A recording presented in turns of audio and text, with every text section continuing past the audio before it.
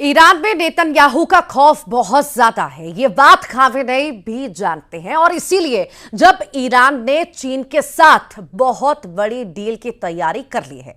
अगर ये डील हुई तो इजराइल को बचाने के लिए अमेरिका को युद्ध में उतरना ही होगा।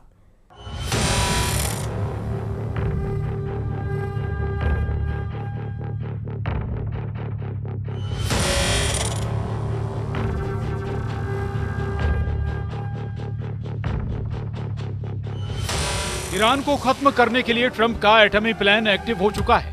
क्या खामेनेई का तख्ता पलट होने वाला है?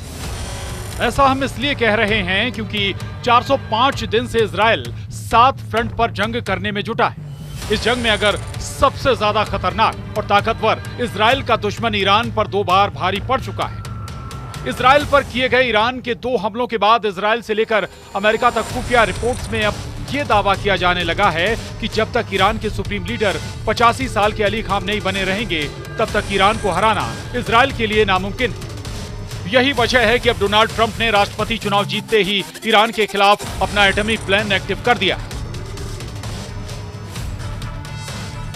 हम आपको समझाने की कोशिश कर रहे हैं कि कैसे ईरान के सुप्रीम लीडर ट्रंप और नेतन्याहू के एटमी प्लान में घिरते जा रहे हैं।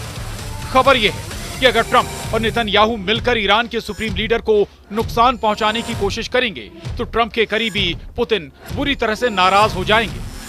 ट्रंप ऐसा बिल्कुल भी नहीं चाहते, इसीलिए अब संयुक्त राष्ट्र के परमाणु निगरानी प्रमुख राफेल ग्रोसी ईरान पहुंचे और ईरान पर दबाव डाल रहे हैं कि वो किसी भी तरह के एटमी हथियार भूलकर भी ना बनाए।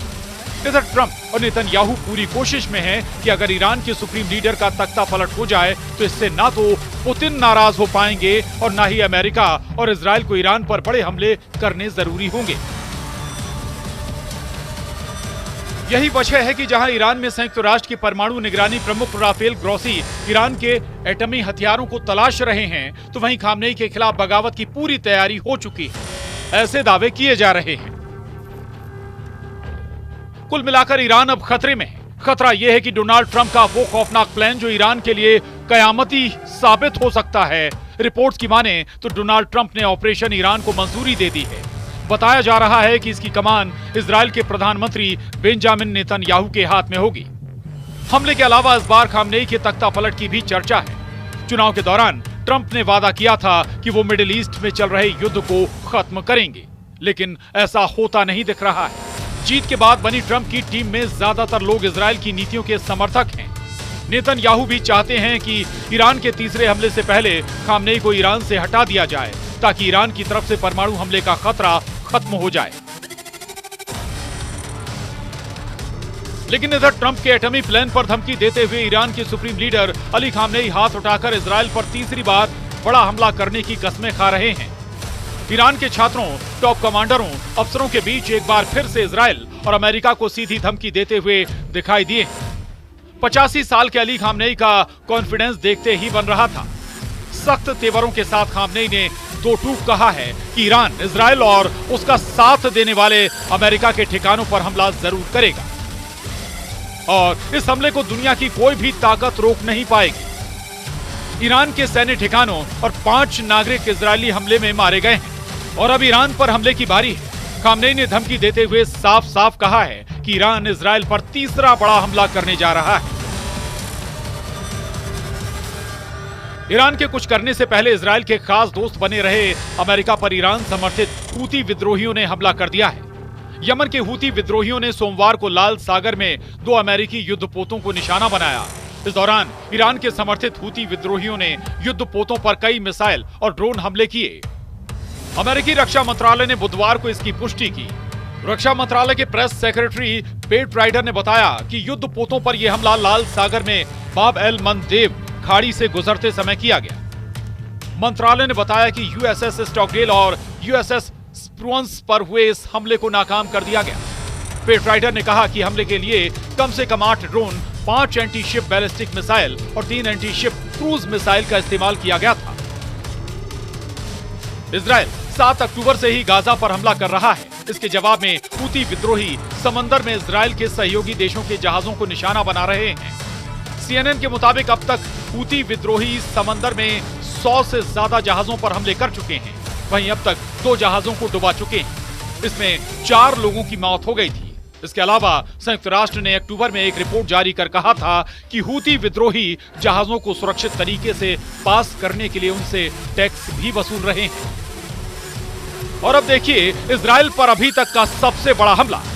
यह हिजबुल्लाह का इजराइल पर सबसे बड़ा अटैक था। हिजबुल्लाह का यह अटैक ऐसे वक्त में हुआ है जब डोनाल्ड ट्रंप अमेरिका का चुनाव जीत चुके हैं। यानी ट्रंप की जीत से ईरान का मिलिशिया हिजबुल्लाह डरा नहीं बल्कि और भी खतरनाक हो गया है। और ये हमले हिजबुल्लाह की ताकत का सबूत पेश कर रहे हैं। जी हां, हिजबुल्लाह इजराइल पर अब ऐसे अटैक करने लगा है जिसके बारे में नेतन्याहू तक ने सोचा नहीं था। हिजबुल्लाह के इन हमलों से अमेरिकी प्रशासन तक के माथे पर भी चिंता की लकीरें खिंच गई हैं। इजराइल के लिए यह हमला चौंकाने वाला था, क्योंकि आमतौर पर हिजबुल्लाह इजराइल पर हमले के लिए रॉकेट्स का इस्तेमाल करता था, लेकिन इस हमले के लिए हिजबुल्लाह ने इजराइल के हरकिया बेस को तबाह करने के लिए पूरी की पूरी ड्रोन स्क्वाड्रन ही उतार दी। विदेशी मीडिया की रिपोर्ट के मुताबिक हिजबुल्लाह की तरफ से किया गया ये अब तक का सबसे बड़ा ड्रोन अटैक था।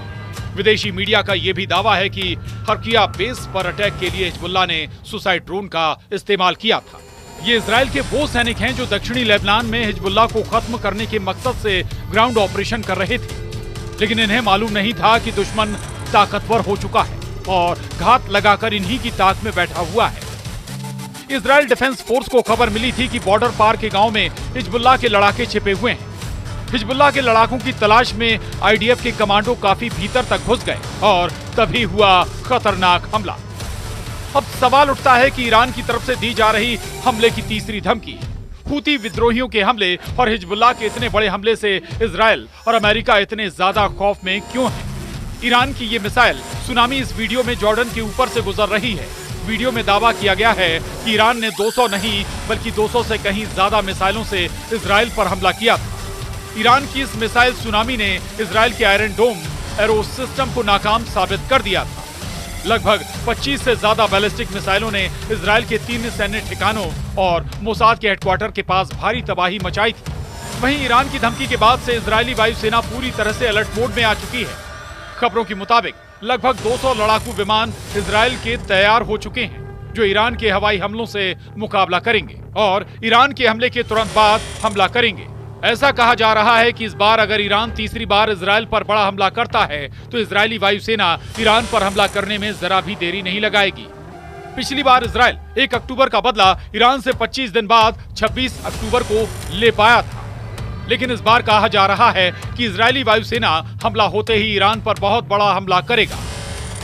आप वीडियो में साफ देख सकते हैं कि इजरायली वायुसेना के F-35 और F-15 और 16 सीरीज के लड़ाकू विमान आसमान में हमले की जबरदस्त प्रैक्टिस कर रहे हैं।